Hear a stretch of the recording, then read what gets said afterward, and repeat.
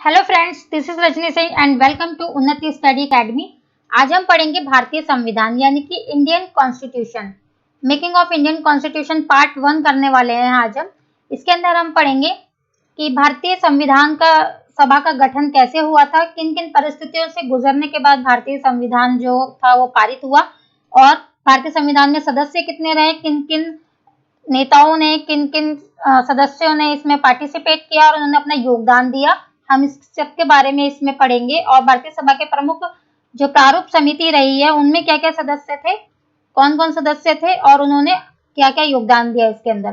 तो आज की क्लास हम स्टार्ट करते हैं। चलते हैं हमारे क्लास को, सेशन को स्टार्ट करने के लिए।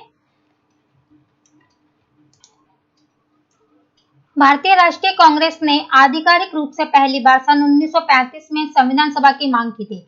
भारतीय राष्ट्रीय कांग्रेस की जो स्थापना हुई थी 1885 में ए ह्यूम नामक एक अंग्रेज अधिकारी ने की थी। तो इन्होंने कहा कि भाई 1935 में इन्होंने संविधान सभा की मांग की। इन्होंने कहा कि भाई संविधान, एक हमारा जो संविधान सभा होनी चाहिए ताकि जो हमारा संविधान है वो हमें पारित तो करना ही है, पर हम किस तरीके से करेंगे, क्या क्या हमारे पास उसका प्लान क्या है, वो सब कुछ देखने के लिए, उसको अच्छी तरीके से संचालित करने के लिए संविधान सभा की मांग की गई। फिर यह जो विचार था ये एम.एन. रॉय द्वारा दिया गया था। एम.एन. रॉय जो थे उन्होंने इस विचार को दिया था। और ब्रिटिश सरकार ने 1940 के अगस्त प्रस्ताव में, 1940 में अगस्त प्रस्ताव आया तो ब्रिटिश सरकार ने कहा कि कांग्रेस के इस बात को मान लिया उन्होंने। और वर्ष 1942 में जब क्रिप्स मिशन जो प्रस्ताव आया था उसके अंतर्गत कांग्रेस की इस मांग को उन्होंने स्वीकार कर लिया था।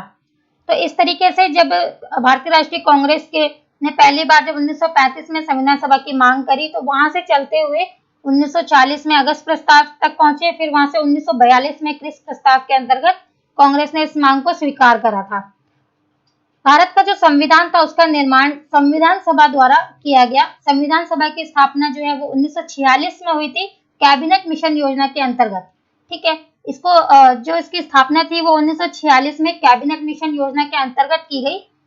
और संविधान सभा के जो कुल सदस्य थे वो 389 थे, जिसमें से 292 प्रांतों के प्रतिनिधि थे और 93 देशी रियासतों के प्रतिनिधि थे तथा 4 केंद्र शासित प्रदेश में प्रतिनिधि थे। भारतीय संविधान सभा का गठन। अब भारतीय संविधान सभा का निर्माण जो था वो भारत के संविधान की रचना के लिए किया गया था। संविधान सभा की कार्यवाही 13 दिसंबर 1946 को जवाहरलाल नेहरू द्वारा पेश किए गए उद्देश्य प्रस्ताव के साथ प्रारंभ हुआ। 13 दिसंबर 1946 को जवाहरलाल नेहरू ने एक उद्देश्य प्रस्ताव पेश किया था, उससे प्रारंभ हुआ था संविधान सभा का जो निर्माण था। और जुलाई 1945 में जब द्वितीय विश्व युद्ध की समाप्ति हुई थी तब ब्रिटेन में एक नई सरकार का गठन हुआ। जब ब्रिटेन में एक नई सरकार बनी तो इस नई सरकार ने कहा कि भारत के संबंध में अपनी एक नई नीति की घोषणा करी जाए और फिर तथा उसके अंतर्गत एक संविधान निर्माण वाली समिति बनाने का भी निर्णय लिया जाए। कैबिनेट मिशन के द्वारा 1946 में संविधान सभा का बुनियादी ढांचा तय कर लिया गया था। संविधान सभा में सदस्य, अब हम पढ़ेंगे संविधान सभा में सदस्य कौन कौन से थे, कौन कौन थे जो जिन्होंने संविधान सभा में भागीदारी करी थी। तो संविधान सभा के सदस्यों को सांप्रदायिकता के आधार पर 3 वर्गों में बांटा गया। कौन कौन से वर्ग थे वो? मुस्लिम वर्ग, सिख वर्ग और सामान्य वर्ग में बांट दिया गया। 3 वर्ग थे, एक मुस्लिम वर्ग था और एक सिख वर्ग था और एक सामान्य वर्ग श्रेणी रखी गई थी जिसमें संविधान सभा के सदस्यों को बांटा गया था। पहला अधिवेशन जो था वो 19 दिसंबर 1946 को हुआ, जिसमें मुस्लिम लीग ने इसका बहिष्कार कर दिया। मुस्लिम लीग ने कहा कि भाई हम तो नहीं मानेंगे इस तरीके से। तो फिर क्या हुआ, 3 जून को 1947 यानी 3 जून 1947 के विभाजन के योजना के द्वारा पाकिस्तान के लिए एक अलग संविधान सभा का गठन किया गया। पश्चिम बंगाल व पूर्वी पंजाब के प्रांतों में नए निर्वाचन किए गए। पुनर्गठित संविधान सभा में 324 सदस्यों की संख्या निश्चित की गई। फिर 31 अक्टूबर 1947 को संविधान सभा बुलाई गई, तब उसमें 299 सदस्य थे जिसमें 70 देशी रियासतों के प्रतिनिधि थे और हैदराबाद रियासत के सदस्य संविधान सभा में शामिल नहीं हुए थे। 9 दिसंबर 1946 में संविधान सभा की पहली बैठक दिल्ली संसद भवन के केंद्रीय कक्ष में हुई थी।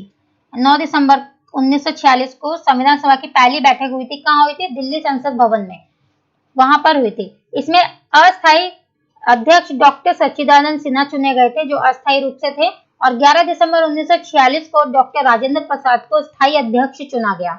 स्थायी अध्यक्ष थे वो थे डॉक्टर राजेंद्र प्रसाद। 11 दिसंबर 1946 को इनको चुना गया था और अस्थायी रूप से डॉक्टर सच्चिदानंद चुने गए थे। 22 जनवरी 1947 को संविधान सभा द्वारा उद्देश्य प्रस्ताव स्वीकृत हुआ और 29 अगस्त 1947 को भीमराव अंबेडकर की अध्यक्षता में प्रारूप समिति का भी गठन हो गया। श्री बी.एन. राव यानी बेनेगल नरसिंह राव जो एक न्यायाधीश थे, इन्होंने संविधान सभा के संवैधानिक सलाहकार थे और इन्होंने संवैधानिक सलाहकार के रूप में काम किया।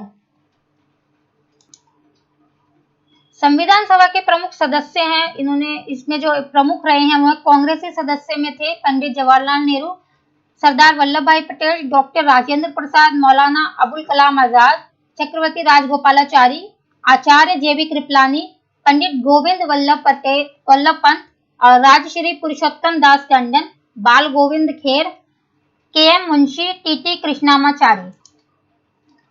गैर कांग्रेसी सदस्य में doctor Sarvepalli Radhakrishnan, doctor Shyama Prasad Mookerjee, N Gopal Swami Ayyangar, Pandit Hridaynath Kunzru, sir Alladi Krishna Swami Iyer, Tekchand Bakshi, professor K T. Shah, doctor Bhimrao Ambedkar, doctor Jayakar और कुछ महिला सदस्य भी थी जैसे सरोजिनी नायडू और श्रीमती हंसा मेहता।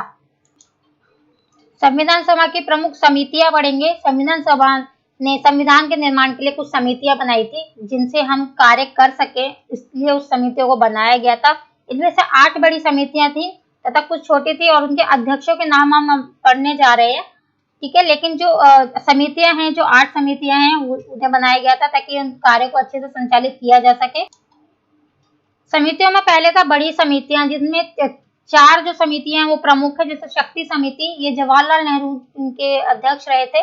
संघीय संविधान समिति जवाहरलाल नेहरू, प्रांतीय संविधान समिति इसमें सरदार वल्लभ भाई पटेल थे और प्रारूप समिति के जो अध्यक्ष थे वो थे डॉक्टर बी.आर. अम्बेडकर। ये तो वेरी इंपॉर्टेंट है और सबको पता ही होगा इसके बारे में। अब मौलिक अधिकार जो थे वो अल्पसंख्यकों एवं जनजातियों तथा बहिष्कृत क्षेत्रों के लिए सलाहकार समिति थी। इसमें परामर्शदाता समिति में जो रहे हैं वो सरदार पटेल रहे हैं, सरदार वल्लभ भाई पटेल, ठीक है। इस समिति के अंतर्गत निम्नलिखित 5 और उप समितियां थी जिनके बारे में अभी जानेंगे।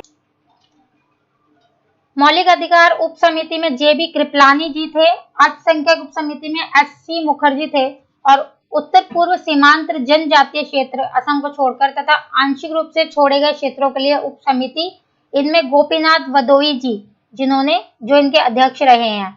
आंशिक रूप से छोड़े गए क्षेत्रों के लिए उप समिति जिसमें ए.बी. ठक्कर थे, इन्होंने उत्तर पश्चिमी फ्रंटियर जनजाति क्षेत्र उप समिति, इनके ये अध्यक्ष रहे हैं। इन्होंने अपने कार्य को करा है। प्रक्रिया निगम समिति, डॉक्टर राजेंद्र प्रसाद अध्यक्ष थे इसके। राज्यों के लिए जो समिति बनाई गई थी उसके लिए डॉक्टर जवाहरलाल नेहरू और संचालक समिति थी उसके लिए डॉक्टर राजेंद्र प्रसाद अध्यक्ष रहे हैं। अब हम कर लेते हैं संविधान सभा के कार्य। संविधान सभा के कार्य क्या थे? संविधान तैयार करना, अधिनियमित कानूनों को निर्णय लेने की प्रक्रिया में शामिल करना। जो कानून बने हैं उनका लिए निर्णय लिए जाएंगे, किस तरीके से लिए आएंगे उस प्रक्रिया में शामिल करना। और 22 जुलाई 1947 को संविधान सभा द्वारा राष्ट्रीय ध्वज को अपनाया गया। इसने मई 1949 में ब्रिटिश राष्ट्रमंडल में भारत की सदस्यता को स्वीकार कर मंजूरी दे दी थी। नेक्स्ट है 24 जनवरी 1950 को भारत के प्रथम राष्ट्रपति के रूप में डॉक्टर राजेंद्र प्रसाद को चुना गया और 24 जनवरी 1950 को इन्होंने राष्ट्रीय गान को अपनाया। 24 जनवरी 1950 को इसने राष्ट्रीय गान को अपनाया। ये संविधान सभा के कुछ कार्य हैं जो पॉइंट्स में लिखे गए हैं, इन्हें आप अच्छे से करिएगा, बहुत इंपॉर्टेंट है। संविधान सभा की प्रारूप समिति के सदस्य, ये बहुत ज्यादा इंपॉर्टेंट है, वेरी इंपॉर्टेंट टॉपिक। संविधान सभा की प्रारूप समिति के अध्यक्ष कौन कौन थे, कितने लोग इसमें शामिल थे, ये वेरी इंपॉर्टेंट है। एग्जाम में इसमें से एक क्वेश्चन तो जरूर आता है, तो हम इसको अच्छे से करेंगे।